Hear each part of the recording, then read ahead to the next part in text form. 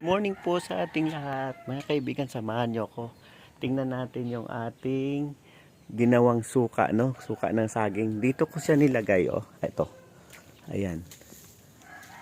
Nilagay ko siya dito sa naiinitan. Ayan, oh. Nagtutubig na siya.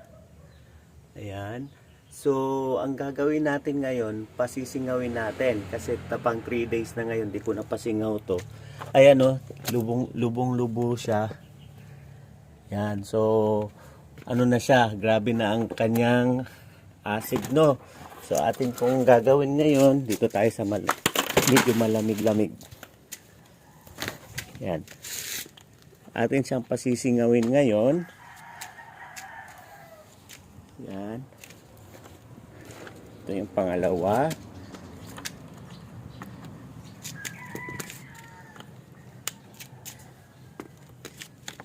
So yan, pasisingawin natin, pakinggan yung mga kaibigan, oh.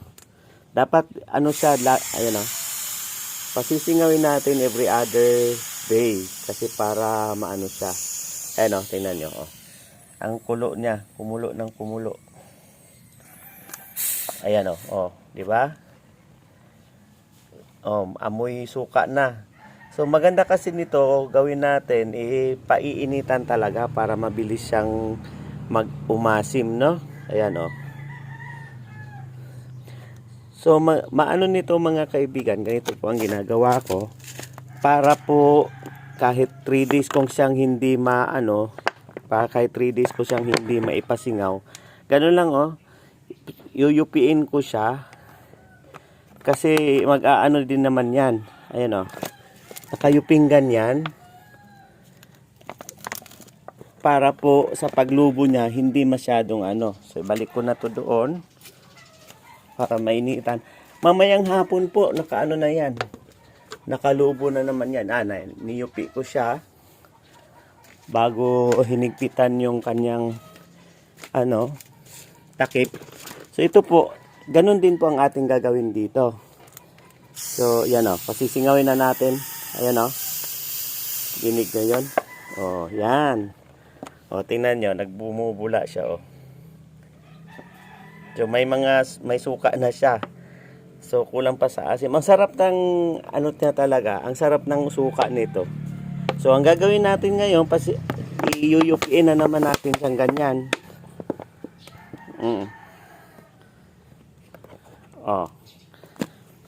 Para, kahit 3 araw natin siyang hindi pasisingawin, ayan.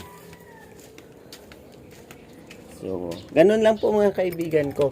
Sana po naano ninyo. Ang paggawa lang din naman yan, i-chop nyo lang yung mga saging na hinog, no? Saka nyo ilagay dyan. Din painitan na. 1 buwan po yan, maasim na. Yan. Sa 1 buwan, maasim na. So, pwede na natin gawin. At malalaman natin na okay na po yung suka niya dahil po, na siya, yung pagka buksan mo yung takip, wala na pong sumisingaw. Wala na pong pressure. So, yun na po. Maasim na po yun siya. Tama na pong natin. Suka na talaga, ha? Yun. Sige, maraming salamat po sa inyong lahat. Oo, sa sunod, i-update ko lang kayo kung anong natin dyan. Bye po. Yan ang mga pichay ko.